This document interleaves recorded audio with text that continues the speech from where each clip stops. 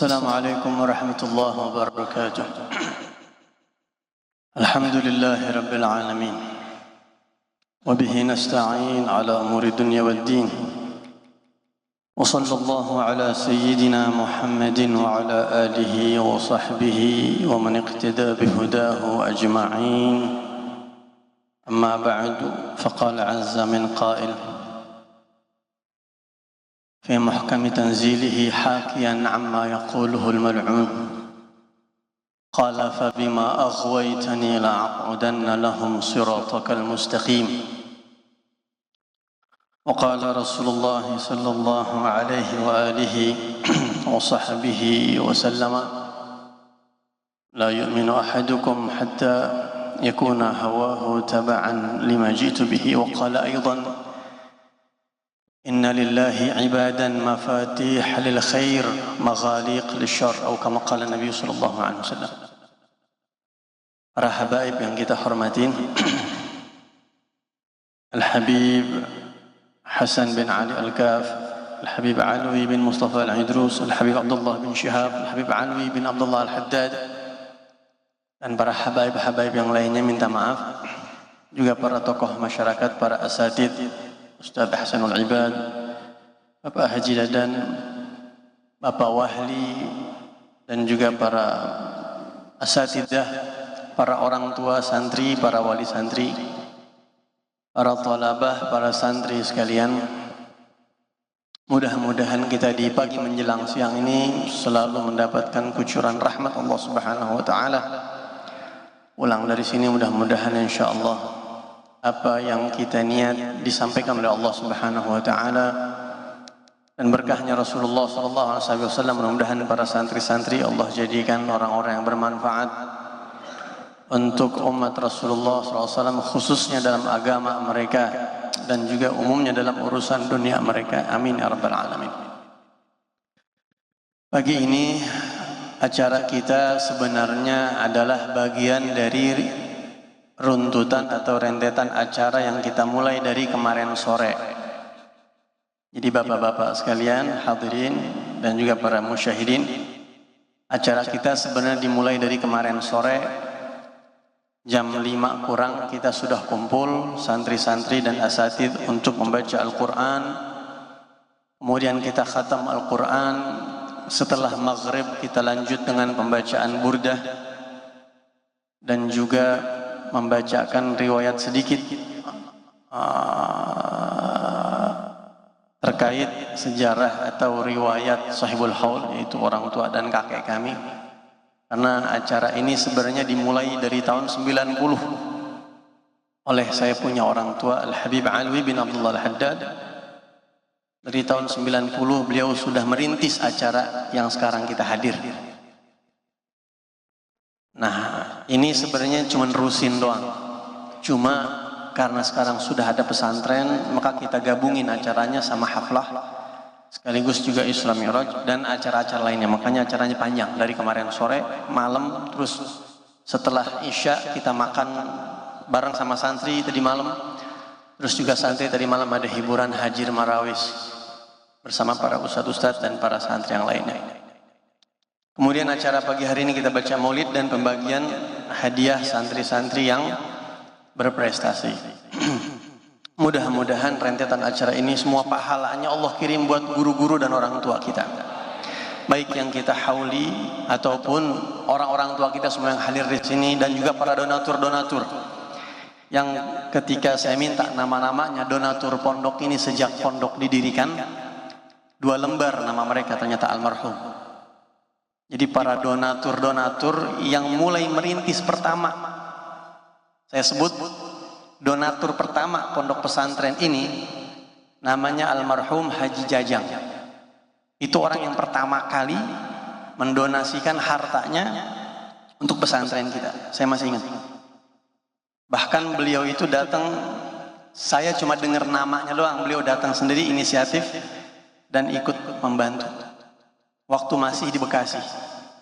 Mudah-mudahan Allah rahmati beliau, kuburnya Allah jadikan raudhah min riyadhil jannah, dan semua pahala yang terjadi transaksi amaliyah pesantren ini Karena beliau yang merintis pertama, sampai sekarang tuh pahalanya ngalir kekirim ke beliau insyaallah.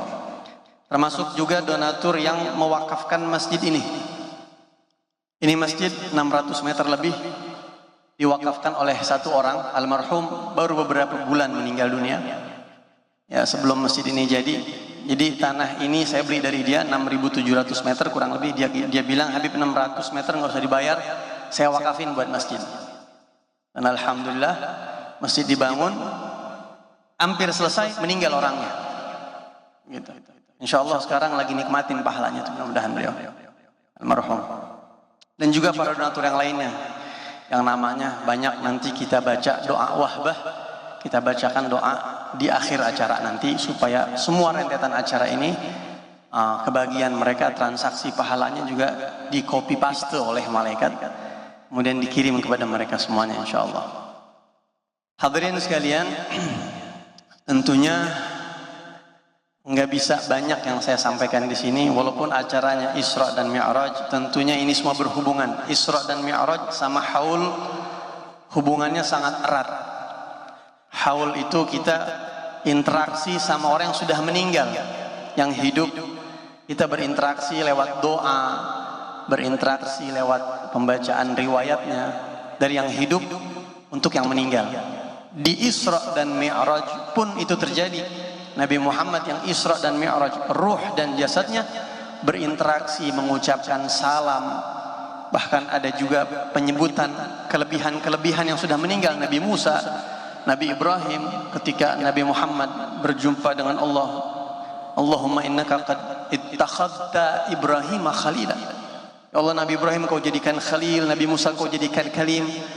Ya, orang-orang yang sudah wafat disebut sama Nabi Muhammad SAW. Isra Mi'raj dengan haul masih ada hubungan, begitu. Walaupun hubungannya dari beberapa sisi, tapi salah satu acara inti pada siang hari ini adalah haflah juga, yang mana itu pun sebenarnya berhubungan sama Isra dan Mi'raj. Haflah ini hubungannya sama ilmu, apresiasi, memberikan hadiah untuk orang-orang yang berilmu, yang belajar dan sungguh-sungguh, maka kita jadiin satu acaranya pada siang hari ini. Yang ketiga yang ingin saya sampaikan ini sebenarnya lebih kepada pesan untuk saya khususnya dan juga untuk antum semua, karena hari ini santri akan pulang. Bagi yang mendapat izin untuk pulang, jadi enggak semua santri pulang.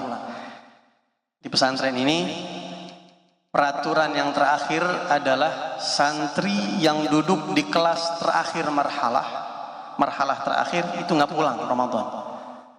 Jadi kita di pondok ada marhalah ibtidaiyah 4 kelas, 1, 2, 3, 4 ibtidaiyah, jenjang. Ada juga jenjang tsanawi 1, 2, 3, ada juga jenjang ali 1, 2, 3. Nah, setiap santri yang duduk di akhir jenjang itu nggak pulang. Berarti santri kelas 4 ibtida netep di pondok. Santri kelas 3 tsanawi, jenjang tsanawiyah terakhir netep di pondok juga. Dan juga ada beberapa ustadz-ustadz yang menetap di pondok karena ada satu dan lain peraturan. Untuk apa mereka menetap di pondok? Kalau santri kelas 4 kita bikin syarat lulus, dia boleh naik ke kelas 1 tsanawi, syaratnya harus bisa baca kitab gundul. Jadi kalau nggak bisa baca kitab gundul nggak naik, ditahan. Kalau standarnya 4 tahun di sini, 1 ibtidai, 2 tsanawi, 3, 4 tahun, wajib bisa. Dan itu sudah kita mulai programnya, sudah kita sosialisasikan sejak awal tahun ajaran kemarin. Nah, makanya Ramadan mereka di pondok untuk kita tes. Kalau nggak bisa, mumpung ada kesempatan Ramadan, dipelajarin lagi supaya naik kelas 1 tsanawi, sehingga kelas 1 tsanawi sudah nggak terbata-bata banget baca kitabnya gitu. Walaupun kita nggak targetin sempurna ya, kalau sempurna jadi ustadz, jadi kiai langsung, tapi paling enggak dia sudah dominan, sudah sedikit salahnya gitu. Dan alhamdulillah insyaallah ada beberapa santri yang sudah bisa dipastikan naik ke kelas tsanawi. Kemudian hadirin sekalian, para orang tua dan santri, ini peraturan terakhir. Kenapa saya katakan peraturan terakhir? Karena sekaligus juga dalam rangka sosialisasi, kita ingin mengumumkan bahwa tahun depan peraturannya udah ada perubahan. karena banyaknya orang tua santri yang mengeluh baik kepada saya langsung ataupun kepada para ustadz. Habib, anak saya Ramadan enggak mau sholat taraweh, enggak baca Quran, handphone mulu, mainnya sama teman-teman lamanya. Akhirnya efeknya kadang-kadang balik ke pondoknya udah ogah-ogahan, boro-boro Quran, ratib aja udah pada hilang tuh. Yang di pondok dibaca setiap hari luntur sampai rumah. Nah maka dari itu banyak orang tua yang minta, Habib kalau bisa anak saya di pondok aja Ramadan. Habib anak saya Ramadan di pondok aja. Saya bilang nggak bisa begitu. Dari dulu ini Pak, bukan baru.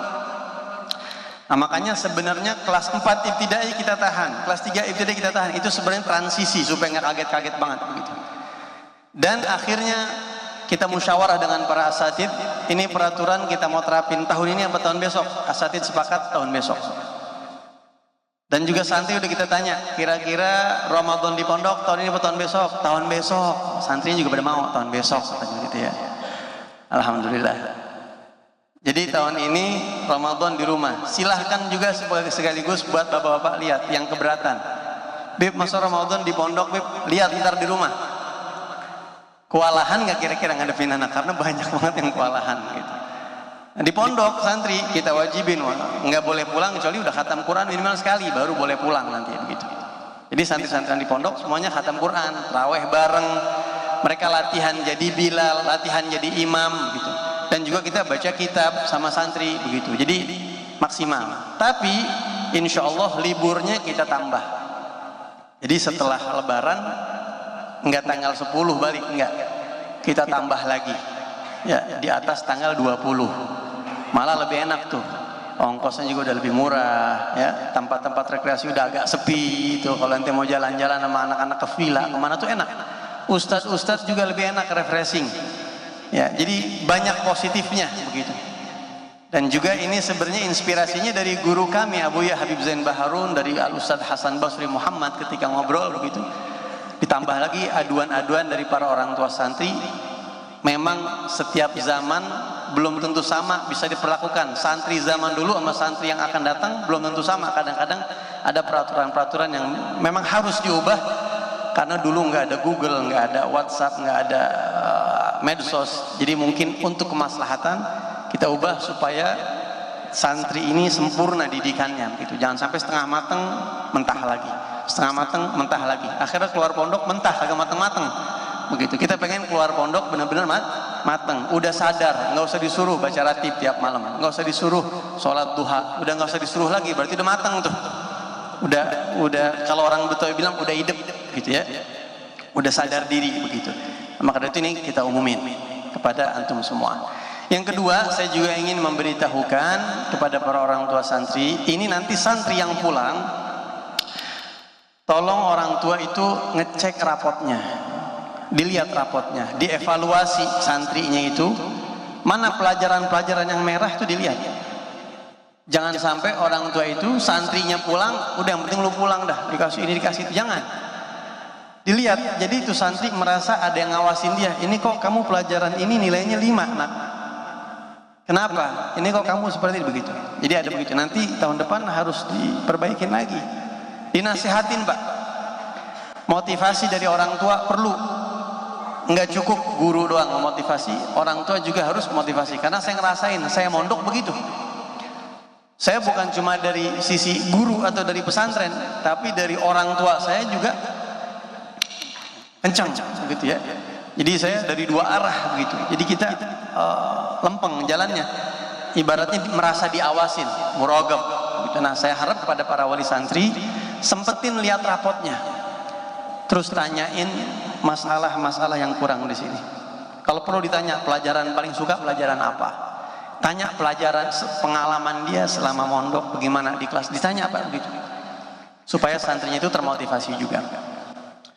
Kemudian berikutnya, poin berikutnya yang ingin saya sampaikan, setiap santri yang dapat izin pulang, nanti itu kita kasih kertas, namanya kertas bitaqah atau warakah mutaba'ah, untuk kita kontrol santri selama di rumah. Santri-santri yang duduknya di kelas ibtida, nanti bapak-bapak tanya anaknya kelas berapa. Di rumah kita minta, kita haruskan untuk andil dengan kegiatan masyarakat, dalam kegiatan masyarakat. Misal, jadi bilal tarawih atau jadi imam tarawih. Nah, nanti di situ mekanismenya ditulis, izin kepada ketua DKM minimal 3 kali pelaksanaan, nanti ada tanda tangan ketua DKM. Sehingga santri balik ke pondok, dia mikir, gua kemarin kagak bisa nih begini, sekarang gua mesti belajar. Kalau santri-santri yang thanawi dan ali, kita tugaskan harus minta waktu untuk kultum, belajar nyampein apa yang dipelajarin di pondok. Sekaligus buat bahan evaluasi orang tua dan santri juga, karena kita di pondok setiap malam Ahad itu ada kegiatan latihan muhadharah, latihan ceramah per kamar. Jadi nanti santri dari kamar 1 kirim santri ke kamar 2, ntar ada ceramah di kamar 2. 1 bulan 1 kali, semua santri kumpul di masjid, nanti ada yang tampil. Itu udah diatur sama bagiannya, sama seksi dakwah. Yang tampil bulan ini di masjid santri siapa, ada yang pakai bahasa Arab, ada yang pakai bahasa daerah, pakai bahasa Sunda, ada yang pakai bahasa mana lagi tuh? Bahasa Jambi itu ya, ada bahasa Melayu. Macam-macam gitu. Sehingga ketika pulang ada sebagian orang tua yang bilang, "Beb, alhamdulillah pas pulang anak saya berani tampil." Paling nggak buat mumarosah. Jadi santri ini mikir, anak pulang ceramah tapi anak belum bisa. Berarti di pondok harus ngebiasain tahun besok. Tahun besok anak harus belajar tampil karena dituntut tahun besoknya harus bisa. Jadi mohon bapak-bapak kerjasamanya untuk menjalankan apa yang kita kasih tugas-tugas kepada santri-santri tersebut. Di situ juga ada setiap santri, baik kelas berapapun, ini semua santri, nggak pakai kelas, kita haruskan untuk datang ke minimal 3 tokoh ulama atau habaib setempat. Datang, kenalin, minta nasihat, kasih tahu saya sekarang lagi mondok di pondok di luar, ana minta nasihat dari antum. Kalau yang tinggalnya di Bogor, cari di situ siapa, ada habib siapa, ada kiai siapa di dekat rumah dia. Datang. Kalau tinggalnya di Bekasi, di Jakarta, atau yang di Sumatera, atau yang di mana, silahkan bebas. Datang minta nasihat, dan apa yang disampaikan sama tokoh tadi secara garis besar disimpulkan di kertas. Kertasnya udah kita kasih. Dan minta tanda tangan sama tokoh tersebut. Dinasihatin. Nanti hasil tugas-tugas tersebut dibawa balik ke pondok, dikasih ke wali kelas, itu menjadi syarat santri bisa pulang bulan Maulid besok. Dan bulan Maulid besok pulangnya mungkin ada penambahan hari, kita kasih lebih karena di bulan Ramadannya nanti di pondok. Jadi syarat santri boleh pulang di bulan Maulid kalau dia jalanin tugas itu dengan baik. Kalau enggak, Maulid di pondok. Ini semua sistem kita bangun untuk memaksimalkan didikan tarbiyah santri. Jadi yang masuk pondok emang bener-bener niat mau pondok. Apa bakat dia? Nggak harus jadi imam, dia bisa bilal taraweh. Dia bisa doanya taraweh. Izin sama ketua DKM, izin sama yang ngasih. Gitu. Ya, jadi saya harap kerjasama para orang tua, para wali santri untuk bisa menjalankan tugas-tugas tersebut untuk kebaikan dan keberhasilan didikan atau tarbiyah santri-santri kita, anak-anak kita semuanya. Kemudian hadirin sekalian, poin yang terakhir yang ingin saya sampaikan. Tadi Ustaz Bustami sudah menukil ucapan gurunya, ya, Al-Habib Abdurrahman, Ad-Doktor Al-Habib Abdurrahman bin Thaha Al-Habsyi, yang mengatakan andai kata ilmu itu berupa fisik barang, pasti kita pengen yang namanya guru, Pak. Yang namanya guru, nggak pengen ada santri yang nggak naik kelas, nggak pengen, Pak. Yang namanya guru pengennya semua santri kalau bisa juara tuh, sekelas juara semua. Girang banget kita, karena pernah kejadian tuh di ujian bulanan, satu kelas juaranya 8 orang ya, Ustaz. 8 orang, kelas berapa tuh? Kelas 1 atau kelas 2? Kelas 1A. Bulanan, beberapa bulan yang lalu kita kan ada ujian bulanan di sini. Anak tanya, ini yang santri juara kelas 1A coba berdiri, 8 orang. Ini juaranya 8 orang, 8 orang karena nilainya sama semua. Dan itu menggembirakan kita. Kalau kita boleh pilih, kita pengen semua santri naik kelas, kalau perlu semuanya juara, semuanya soleh, semuanya faham. Tapi ilmu itu rezeki, Allah juga kasih jatah-jatahnya masing-masing. Ada yang dikasih sekian-sekian, nggak sama. Bahkan Imam Syafi'i pernah waktu ngajarin salah satu muridnya, waktu diajarin di kelas nih muridnya kagak paham. Udah setelah bubar kelas diajarin lagi, paham? Enggak. Diajak ke rumahnya, diulangin lagi kagak paham. Kata Imam Syafi'i, "Lau kana al-ilmu ta'aman," andai kata nih ilmu makanan, ana jejelin ke mulut ente dan masukin semua biar ente paham. Cuma masalahnya ilmu nggak begitu. Maka dari itu saya berharap para orang tua juga bijaksana kalau melihat memang santri itu mutafawid, berbeda-beda. Ada yang mondok 2 tahun tapi dia sekarang udah di kelas 4 ibtida, seperti yang mondok 4 tahun karena dia kelas 1 masuk bulan maulid juara, dia loncat langsung kelas 2, kelas 2 nya dia juara lagi langsung kelas 4, 1 tahun duduk di kelas 4, sama kayak orang yang mondok 3 tahun. Ada yang seperti itu. Ada juga santri yang juara nggak mau naik-naik, juara ente mau loncat nggak, Habib di sini aja, besok juara enggak. Emang dia nikmatin begitu, dia nikmatin setiap kelas itu, dia nikmatin. Dan sebagian santri yang begitu baca kitabnya lebih cepat daripada yang nggak begitu. Jadi memang santri ini macam-macam. Ketika ada santri yang baik ataupun yang kurang baik, itu semuanya dari Allah.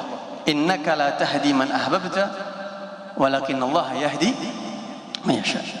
Innaka la tahdi man ahbabta walakin Allah yahdi man yasha. Kamu tidak bisa memberi petunjuk, hidayah, bimbingan kepada orang yang kamu mau, nggak bisa. Allah yang kasih hidayah kepada siapa-siapa. Setiap ada santri baru, saya selalu bilang, sampai lulus di sini ya. Itu doktrin dari saya sebenarnya, biar nempel di otak dia sampai lulus di sini. Sampai lulus di sini. Tapi ya memang kenyataannya hidayah kembali lagi dari Allah Subhanahu wa taala. Kalau ada kekurangan-kekurangan di pondok, itu kekurangan dari kami. Kita mungkin kurang maksimal dan lain sebagainya. Tapi kita insya Allah akan selalu berusaha meningkatkan kualitas. Berusaha. Ada satu ayat Al-Quran yang mungkin menarik buat jadi bahan renungan kita. Dulu saya 2012 pernah ke Hong Kong, ada undangan ceramah di Hong Kong, ada tenaga kerja Indonesia mengundang saya sana. Sampai di sana saya ketemu sama satu orang Bekasi. Jadi pas ketemu lah, ini Habib Muhammad, ngobrol orang Bekasi. Sampai ternyata pete ada di Hong Kong, Pak. Saya baru tahu tuh. Habib, kita makan sayur asem pakai pete tadi. Namanya Haji Taufik, masih ada orang sampai sekarang. Kita waktu itu ziarah ke Cina, ke Guangzhou, ada satu makam orang soleh di sana namanya Abi Waqqas. Bukan sahabat Nabi, karena kalau sahabat Nabi Sa'ad bin Abi Waqqas itu makamnya di Madinah. Banyak orang salah paham tuh, dibilang Sa'ad bin Abi Waqqas, padahal namanya Abi Waqqas, bukan Sa'ad, bukan. Kalau sahabat Sa'ad bin Abi Waqqas, kalau ini namanya Abi Waqqas. Wallahu a'lam sejarahnya bagaimana, saya nggak tahu, yang jelas diziarahin sama orang-orang. Dan juga orang-orang Muslim Cina itu terbanyak, Cina di Guangzhou diantaranya, dan mereka Masya Allah punya keyakinan sama orang soleh tersebut. Di tengah perjalanan Bapak Haji Taufik ini bilang sama saya, Habib, saya heran yang lihat negara ini kok bersih, tertib banget. Nggak ada yang ngerokok sembarangan, karena di sana ngerokok didenda, Pak. Buang sampah sembarangan didenda di sana. Sampai bersih, peraturannya tertib, orang bisa diatur pakai komputer di sana. Ya negara-negara maju begitu memang ya. Terus ini beliau nanya, kenapa Habib kok kita negara Islam kok acak-acakan? Mereka kan bukan Muslim, kok bisa rapi? Kenapa negara yang bukan Muslim ini kok bisa rapi, negara Islam kok acak-acakan? Allah Subhanahu wa taala berfirman di Al-Qur'an, "Qala fa bima aghwaytani la aq'udanna lahum siratakal mustaqim." Ini setan pernah ngomong sama Allah. Setan pernah bilang, "Ya Allah, karena Engkau sudah bikin saya tersesat, saya udah kepalang kelaknat dan jadi makhluk terkutuk. Maka saya janji ya Allah, la aq'udanna lahum siratakal mustaqim. Saya bakal bikin sesat juga hamba-hamba kamu. Saya bakal tongkrongin tempat-tempat yang bagus. Di di setan itu nongkrongnya bukan di diskotik. Kalau diskotik setan cuma ya ngontrol dari jauh aja.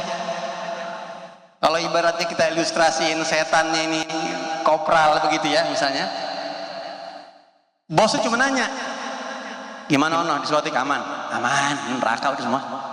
Nggak usah capek-capek godain, udah aman. Jangan sampai ada yang dakwah di situ. Begitu ada yang dakwah baru digodain tuh. Setan nongkrong di mana? Di masjid, di pondok, di negara muslim ditongkrongin sama setan. Kalau negara-negara yang non muslim, setannya cuma kongko doang, ngopi ngerokok. Karena aman udah masuk nerakanya tanpa hisap. Mereka bukan mukmin, nggak perlu digodain, ngapain? Tahsilul hasil. Capek-capek ngodain orang kafir buat ke neraka, udah ke neraka mereka. Yang perlu digodain ini negara muslim. Kalau lempeng ke sorga, semua pada pejabat pada ke sorga, ulamanya makanya digodain. Pondok begitu. Jangan dikira di pondok kagak ada setan. Jadi mungkin santri-santri yang dari rumah niatnya baik, pengen belajar, dites lulus, bapak tanamin, sampai di pondok emang kagak digodain sama setan. Digodain. Baik itu setan yang kelihatan ataupun setan kepala hitam. Setan kepala hitam siapa? Santri-santri yang emang udah nakal tuh, yang emang males, yang emang dan seterusnya. Kalau dulu-dulu kita santri masuk kita terima aja, tapi sekarang kita tes, wajib bisa ini, harus bisa baca Quran, harus hafal 26 bait Aqidatul Awam. Kenapa kita tes begitu? Kita pengen tahu ini yang mondok kemauan orang tua apa kemauan santri. Kalau kemauan santri dia pasti ngapalin dulu tuh. Makanya tes itu sebenarnya kita bikin untuk nyaring, jangan sampai masuk pondok itu buangan gitu. Karena kalau buangan itu jadi ngerusak yang ada akhirnya. Walaupun demikian, kadang-kadang dari rumah niatnya baik, kita bukan nabi yang dijamin nggak bakalan enggak digodain sama setan. Bahkan saya pesan sama santri-santri ini, sudah ada kejadian santri yang di pondok masih hubungan sama santri yang udah keluar, yang di luarnya, yang keluarnya nggak bagus. Di luar dia bebas ngapain aja, komunikasi emang di pondok. Udah lo keluar mau ngapain di pondok? Wah di sini asyik kita kumpul masih majelis kita begini-begini. Dan itu kejadian. Ada beberapa santri akhirnya keluar karena godaan santri yang udah di luar. Nah makanya bapak-bapak tolong nih anak di luar baik-baik. Kalau bisa jangan dikasih handphone. Kalau kudu dikasih handphone, jangan pakai kode, kontrol sadap kalau perlu handphonenya. Kan sekarang ada tuh aplikasinya tuh. Ya, ini pakai WhatsApp, tapi WhatsAppnya diapain dulu namanya, di cloning sama diapain tuh. Nah, jadi ke kontrol. Yang wajar-wajar aja. Kalau perlu. Dan saya ngomong begini, anak saya nggak kasih saya handphone, nggak saya kasih handphone anak saya. Ya, kecuali yang udah nikah, saya kasih handphone biarin. Yang masih anak-anak nggak ada yang saya kasih. Pakai handphone umah atau pakai handphone orang tuanya. Hatta yang mondok juga walaupun di pondoknya boleh pakai handphone, saya nggak kasih. Belum gitu. Nanti kalau udah bisa ini baru saya kasih. Nggak apa-apa, rada tegas sedikit, tapi buat nanti kita mikirnya begitu. Ya, apalagi di luar. Nah, jadi saya pesan banget untuk bapak-bapak sekalian di luar ini dijagain, karena yang namanya santri seperti itu. Dan bapak-bapak sekalian, hadirin para wali santri sekalian, satu hal juga yang perlu kita jadiin bahan renungan, bahwa santri itu di pondok berasnya sama ya, makannya sama, terus pelajarannya sama, kitabnya sama, gurunya sama, dan seterusnya. Tapi hasilnya berbeda-beda. Itu udah sunnatullah. Seperti yang saya bilang tadi, kita pengennya semuanya bisa, tapi enggak semuanya bisa. Itu sunnatullah. Dan juga untuk bapak-bapak atau santri-santri yang baru nih, mungkin saya enggak kenal semua santri. Ya, apalagi jumlahnya udah 300 lebih begini. Kalau dulu waktu santri masih 20 saya hafal. Tapi kalau santri udah 300 begini, saya enggak hafal semuanya tuh jumlah santri. Tapi ada yang nama-namanya saya hafal. Yang saya hafal biasanya yang saya ngajar di kelasnya langsung.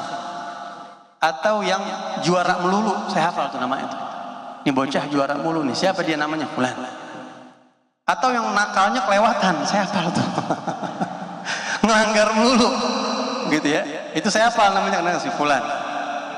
Padahal nggak pernah juara, tapi karena nakal ngelanggar mulu, jadi namanya sering masuk laporan, jadi saya hafal namanya. Ya. Jadi kalau semua santri belajar sama saya Al-Fagir itu di halaqah ammah. Jadi saya setiap malam Selasa, Senin sore atau Selasa dan juga Rabu sore itu dalam satu pekan 2 atau 3 kali saya suka ada halaqah ngajar semua santri semua. Itu belajar sama saya semua. Tapi kalau untuk yang di kelas saya hanya ngajar 3 kelas terakhir. Ya, 3 kelas terakhir, nah itu saya ngajar. Kalau itu saya hafal semua nama-namanya. Dan baru saya bisa tahu kualitas masing-masing anak itu di situ. Makanya saya berharap kepada bapak-bapak, mungkin kalau ada anak-anak yang pengen langsung belajar bareng sama saya, buruan kelasnya naik, biar ketemu sama saya. Jadi kalau yang mondok sebentar, terus nggak sampai di kelas yang itu, kemudian dia udah pulang, ya nggak sempat sekelas tuh, saya nggak sempat ngajar. Saya berharap semua santri sebenarnya bertahan, lulus. Makanya jumlahnya kelas 1 4 kelas. Kelas yang terakhir tadi kelas 1 aliyah 3 orang jumlahnya. Karena makin ke atas makin tereliminasi. Ya, ntar sampai kelas sekian berkurang sekian orang. Nah, dipertahanin. Ya, dipertahanin. Insyaallah mudah-mudahan yang ada ini diberkahin sama Allah Subhanahu wa taala. Hadirin dan para orang tua sekalian, yang terakhir akhirnya saya mengucapkan kami atas nama pribadi saya Muhammad bin Ali Al-Haddad dan juga atas nama Dewan Guru Pengurus Pondok, pasti ada kekurangan di sana sini. Kita masih belajar dan kita terus belajar. Kita masih terus berusaha mengembangkan. Kita akan terus bikin sistem-sistem baru. Kita akan terus bikin program-program baru. Kita bakal terus kembangin program pendidikan santri-santri ini. Insya Allah kita berharap santri bisa maksimal belajarnya, dan insya Allah di tahun-tahun yang akan datang mudah-mudahan ada program-program baru kita kasih tahu. Dan saya berharap kepada para wali santri, tolong ikut grup wali kamar masing-masing. Para wali santri saya harap ikut grup wali kamar masing-masing, karena kita kalau ada pengumuman apa-apa kita ngandelin itu. Kita ngandelin itu. Ya, jadi kalau nggak ikut grup itu nanti wali santri nggak tahu ada info-info terbaru terkait pondok pesantren. Itu saja mungkin kita baca surat Al-Fatihah, dan nanti saya minta waktunya setelah sambutan saya ini kita baca tahlil singkat, sekaligus kita niatkan apa rangkaian acara yang sudah kita jalankan dari kemarin sampai siang ini, kita kirimkan pahalanya untuk para orang tua kita, guru-guru kita, dan juga para pengarang-pengarang kitab yang kita baca di sini, dan juga para donatur-donatur pondok. Sebelumnya kita baca surat Al-Fatihah. Kita niatkan Al-Fatihah ini mudah-mudahan Allah Subhanahu wa taala memberkahi anak-anak kita yang lagi pada belajar. Allah buka hati mereka. Allah perbaiki akhlak mereka. Yang kurang baik dirubah sama Allah menjadi baik. Yang sudah baik Allah jadikan lebih baik lagi. Allah berikan kepada mereka futuh, dan Allah Subhanahu wa taala jadikan mereka ulama amilin, para duat, para dai yang mukhlisin, menjadi orang-orang yang bisa berbicara dengan bahasanya Rasulullah sallallahu alaihi wasallam. Dan para donatur, para orang tua santri, Allah berikan ketabahan, Allah berikan kesabaran, dan juga Allah Subhanahu wa taala berikan kemudahan dalam segala urusannya. Ala hadhihi niyyah wa ala kulli niyyah salihah. مثل ما أسلفنا ومشايخنا وآباؤنا الصالحون في مثل هذه المناسبات، وإلى حضرة النبي محمد صلى الله عليه وسلم الفاتحة.